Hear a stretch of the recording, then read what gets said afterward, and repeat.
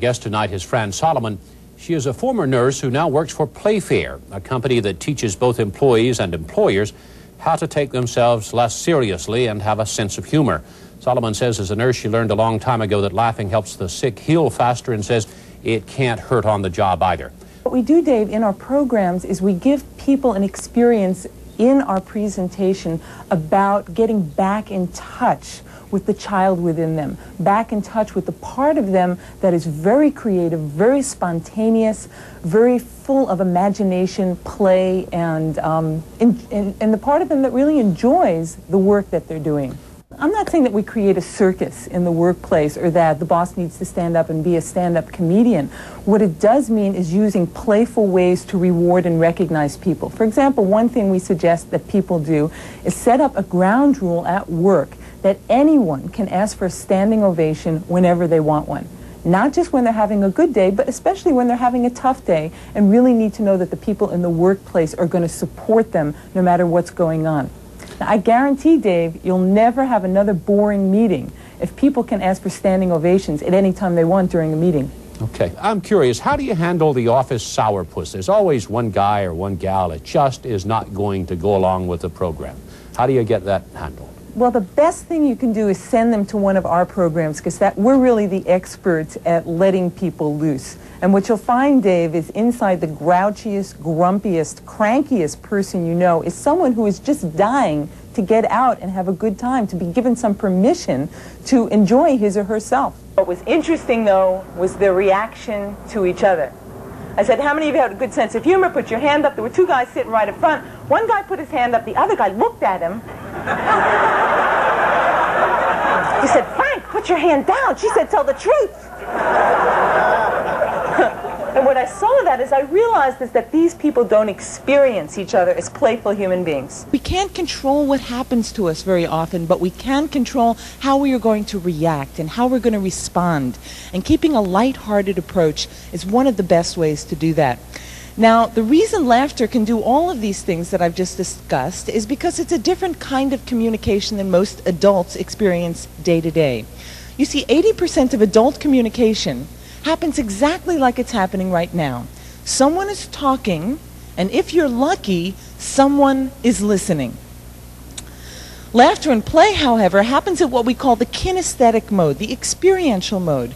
And this is information you get through your physical body, your emotions, and your feelings. And we're going to have our first kinesthetic break of the conference. In just a moment, I'm going to count to 3. And when I count to 3, I'd like you to take both your fists, shoot them up over your head, hold them there in a gesture of triumph, and then very proudly and very loudly exclaim, I'm depressed. A lot of you have the picture already. Well, you're going to need both hands free for this, so if you're taking notes already, it's way too soon. Trust me on this one. Here we go together on the count of 3. 1, 2, 3. I'm depressed. Is that a fact?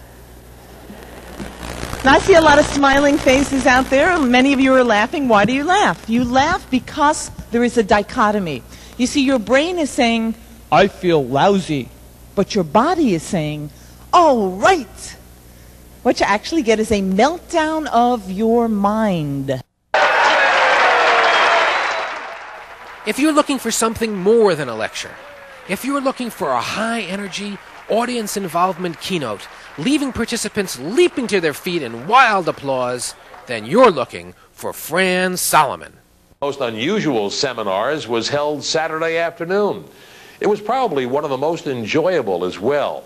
Carol Chartrand was there to check it out for us.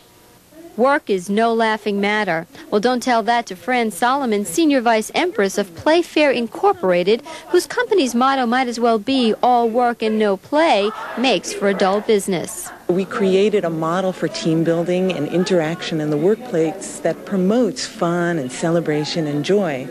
And we feel that's a great way to implement positive customer service. We think it's a great way to create community in the workplace and also to deal with stress management and to keep employees motivated and excited. And, you know, the goal really is to keep your best people forever. Her seminar on Saturday at the Javits Center is appropriately called Hilariously Healthy, Learning to Laugh and Play in a Diverse World. and it's a session making lots of noise in the business world.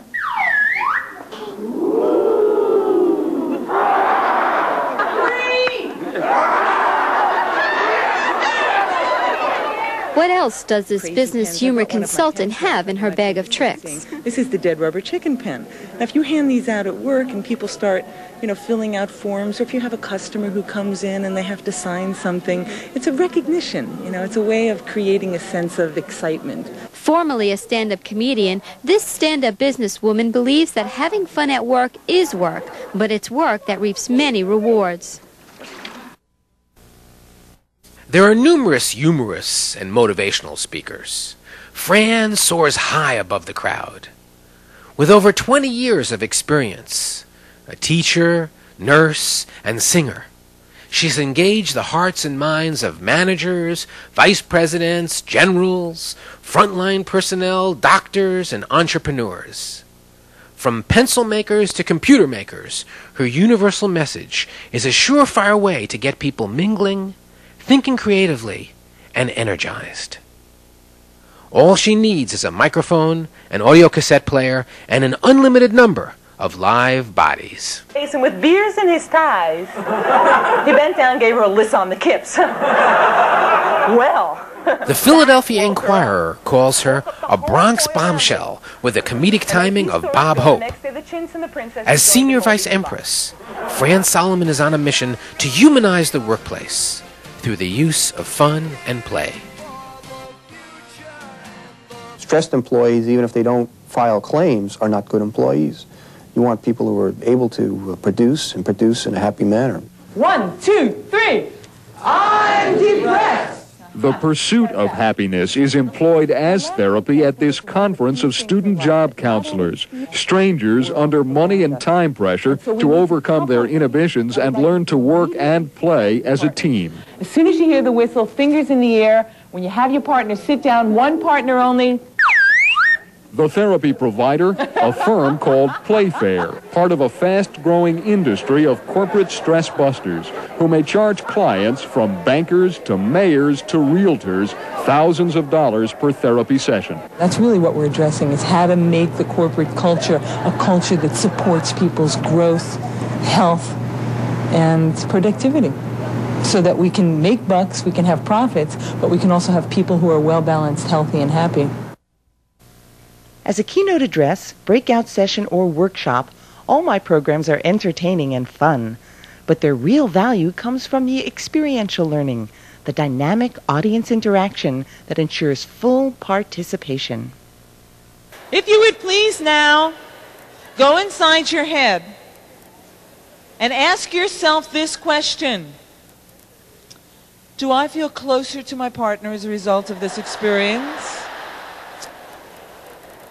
Now, most of you feel closer to your partner even if you went 0 for nothing. Because if we did this activity for the rest of the morning, sooner or later, you and your partner would get a match. In fact, it would be inevitable. And that is the power of the design of what we call the sink or swim model. That is, everybody sinks or everyone swims together. You need the support and collaboration of your partner in order to make this activity successful. You need to be able to put yourself in their shoes and see how they are going to react and respond. And this is an important quality to develop. You see, sometimes we set goals for ourselves, budgetary goals or health goals, and we can't reach those goals. As I said, the house burns down, things happen beyond our control. But you always achieve the goal of community, of team building, of family, of connection when you design activities using this model. And as Rich was talking before about diversity, this room is tremendously diverse, but if we look at the general population of this country, we have people from all over the world who we're working with now, people coming from different backgrounds, speaking different languages. If we filled this room with people from all over the planet, young people and old people, people in all walks of life, people who didn't even speak the same language. And we did this activity with them and gave them enough time. You know what would happen sooner or later? Match, match, match, match. Every single time. And it's this ability to psych people in that really helps us get that sense of connection, joy, and celebration in the workplace. Fran's programs are educational and humorous. They create a low-risk, shared history of having fun together as a team. No one is ever singled out or made to appear foolish. The activities start quite simply, and soon everyone is participating. I'd like the full ovation. Let's give him a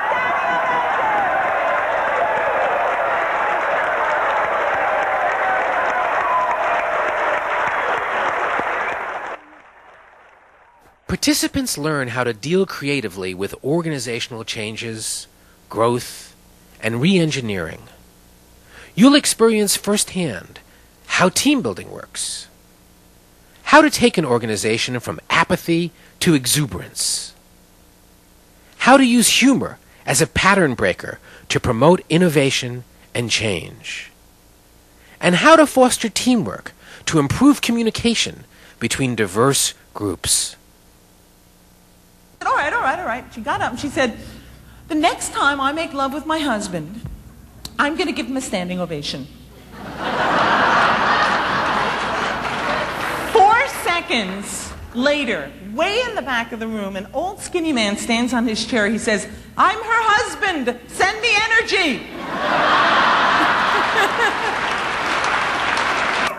He wants a little energy. Set your people on fire with the passion and excitement that Fran Solomon inspires each and every time. In fact, all of Fran's programs come with a money-back guarantee. At the end of her program, if she doesn't get a standing ovation, you don't have to pay her fee. In 20 years, the only thing a client has ever asked back was Fran herself. Some of my most popular programs are Managing to Have Fun, Putting Fun to Work, Hilariously Healthy, Team Building and Improvisation, Life in the Balance, and as a registered nurse, I offer these special programs for healthcare providers, reaching out with a healing touch and caring for those who care. One person wrote, I can still see it, cut the song. Underlined. Exclamation point. I went to Matt, I said, see, people hate the music. And isn't that what we do? We let one person's negativity stop us from doing something that's good for us and good for everybody else, and we generalize it. We think everybody feels the way this one person feels. Well, I actually owe this gentleman a great favor because I got so recommitted to singing songs in my programs that I actually went as far as to make an entire CD. Tomorrow is a promise the world may never keep. Hope's a song that must be sung each time you go to sleep. Can you see it with your eyes closed? Take the time to dream. There's wisdom in the asking, yes, if only we believe. There is magic when you let a little love in. Yes, it's magic when you give yourself away. Magic, all we are is changing. You can't hold on anyway. Can't hold on anyway.